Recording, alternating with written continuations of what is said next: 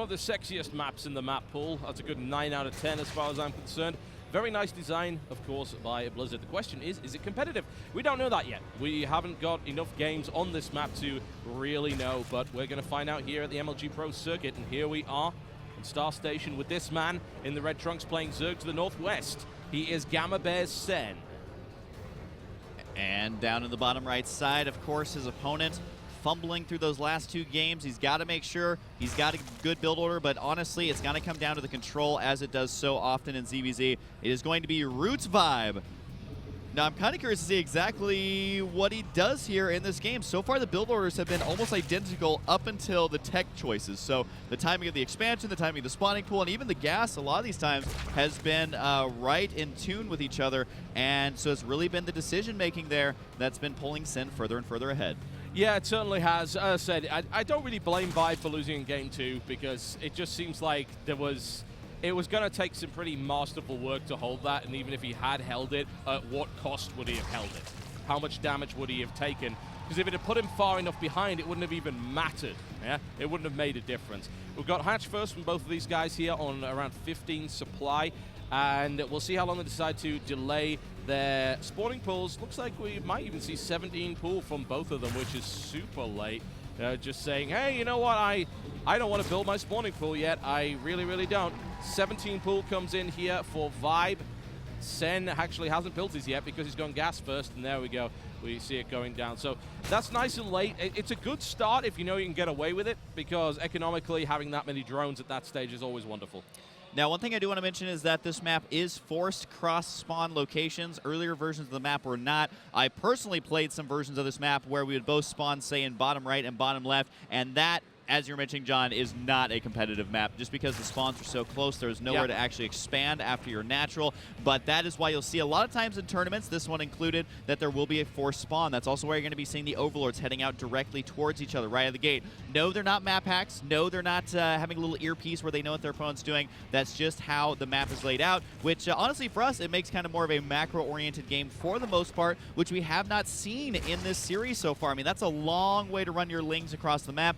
Getting those surprise timing attacks is going to be a little bit more tough than what we've seen so far. That's very true. So we may see delays, and I think the 17 spawning pool is indicative of the fact that these guys want to play a slightly longer game. The thing is, in Zerg versus Zerg, what does that really mean? Right. Late game ZVZ can happen, but it's not that common. We were talking about the Viper earlier as a unit that doesn't really get seen that much in this matchup. And I'm trying to think of scenarios where the Viper would be useful, and I think the only scenario I can think of would be in a late game kind of Broodlord v Broodlord battle with Hydras on the ground, being able to pull Broodlords out of position to make sure they get away from their ground cover. But even then, I mean, that's so situational. Yeah, absolutely. I mean, especially since Zerglings and Ultras are so common, I mean, especially with the Zerglings, but the Ultras as well in the CBC matchup, that it's not really going to be helping you out one bit. Now, right now, we are going to be having a Baneling Nest on the way here for Sen. Taking a look at Vibe, he's actually going to be getting double Evolution Tabor, which is an interesting choice. Now, normally you're going to be seeing the melee and armor upgrades off of this, but if he does decide to try and go for Roach Hydra, that is something that is viable. You just don't see it nearly as much. This is a little bit dicey, admittedly, with the number of drones that are being produced here by Sen. It seems to me, and he's going Les, so it's definitely now the case that Baneling Nest was built defensively.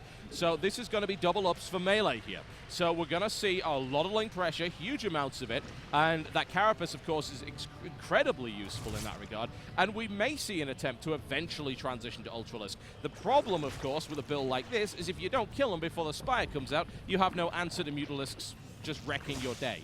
So the question is, when does Vibe decide to attack? Yeah, just a quick update on the other stream. Huck has been eliminated, 0-3 versus Innovation, which I know he is a big fan favorite. We do have more drones on the way now for Sen. Just taking a look overall, 36 to 36 drones. I love seeing this out of these players. There's going to be that one melee, one armor upgrade we were talking about a little bit earlier, the Lair Tech, about to be done here for Sen. And hasn't even been started for Vibe yet. So really, I mean, you're kind of limited on exactly the upgrades you can get past this. So yeah. I really want to know what's Vibe up to here. Just now starting that Lair Tech, though. And Zergling Speed just started as well. Yeah, so you can see what he's trying to do. He's lining the Lair up specifically to get a very strong economy, strong lings, and to get that 2-2 immediately once the upgrades are finished. The problem he's got is that this leaves him with one window where he can basically do something, yeah? And that window is before the Spire comes out. Because once that Spire comes out, it's like, well, I don't actually have a way to kill your Mutalisks. I don't. I'm way too far behind in terms of their tech. He can't get a Hydra Den out now. Like, once his first attack, there's no way for him to respond to that. So it looks like what he's going to try and do is do pretty severe damage. And am I seeing that correctly?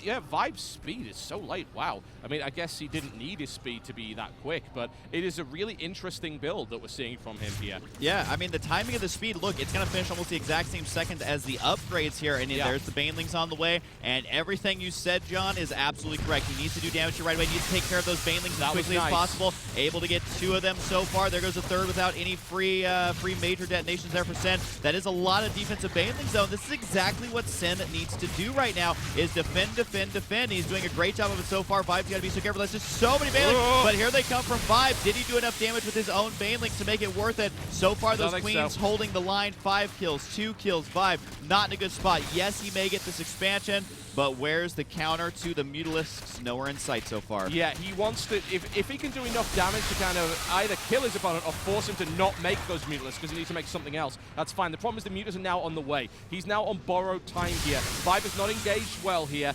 Initially, it was looking pretty good. He was picking off a Baneling for one lane. He was getting good trades. But now, once these Mutalisks come out, I don't see a way for Vibe to really make this work. I don't think he's done enough damage here.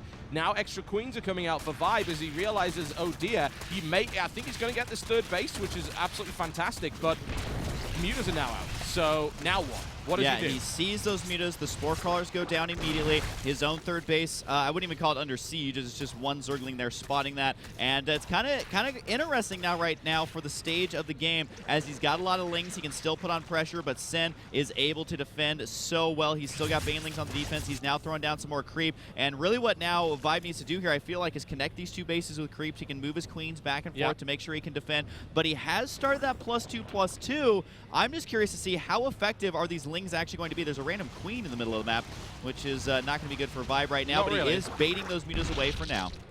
Yeah, and that's the thing, isn't it? Can Vibe continue to put on enough pressure to keep the Mutalisks away from his base? This +2 Carapace, once it kicks in, is going to end up actually kind of nice for Vibe, especially considering it will also apply to the Queens, going to make them way more resistant here. Now he goes to third base, he gets yet another cancel, and he could even get out here before these Spine Crawlers actually root. And he is keeping Mutalisks away. He's getting another cancel! It was incredibly dicey for Sen to try and put that down, but that's another cancel here. And he's keeping the Mutalisks away from his base. His third base is now up, and he's got an Infestation Pit down as well. So this is looking a hell of a lot better from what could have been a disastrous build order loss again. Vibe puts on enough pressure to keep the Mutalisks at bay long enough to establish a defense. And now here comes the test of that defense. Now, he does have a lot of Queens out on the field, like we've been mentioning, and the creep spread, pretty darn good considering it is a ZBZ. I do like how Sen recognizes that, is going to go ahead and clean up those creep tumors with that Overseer. Not something you see very often. This is something you might expect to see in like a TBZ, where they're cleaning out the creep, but he realizes, you know what, he's relying on that creep for his defense with the Queens. I might go ahead and clean that out. Now, Vibe is rushing towards Passing Glance. He wants to get out those Infestors. Should be starting the Infestors pretty soon here, so that they spawn with that additional energy, and one good fungal on the Mutas can end everything. Unfortunately, the Spore Crawler is out of position, does get a Muta pickup, and I gotta say, taking a look at the units lost here, John, this looked a lot worse for Vibe than it currently does, but Sen can still turn it around quite easily. He can, yeah. This is looking a hell of a lot better for Vibe, as you said, than it did previously. He is taking some damage here and there. We're looking for yet another possible cancel as a big Ling attack comes in with +2. A +2 Carapace is about to go in as well. So these Lings are extremely destructive versus pretty much anything that Sen's got. And you see, it smashes through, and this is finished. He might end up killing this. And in the meantime, the damage these Mutas are doing, he's killed 10 workers, but that's not enough to actually slow Vibe down yet. Yeah, because Vibe is currently ahead in workers, so losing 2 more, he's going to be even, which is quite interesting. Although I got to say, Sen making this many roaches such a brilliant move right now, because Infestors, I mean, what are they good against? They're going to be good versus the Mutalisks. I don't think we even see any Infestors, though. 4 now. 4 on the way, just beginning. But Sen making the correct choice, and I got to say, he's always seems to be one step ahead of Vibe. Yes, Vibe was able to do some damage. Yes, he bought himself some time. But, you know, once he gets gets the answer for the Mutalisk. Sin is like, hey, that was so 5 minutes ago. I am now working on Mass Roach. And yes, Fungals do some okay damage versus Roaches, but you can never kill that many Roaches with how few Infestors Vibe has right now. What Vibe can do, though, is take full advantage of those ground upgrades and Surge Lings, get a surround and destroy his opponent.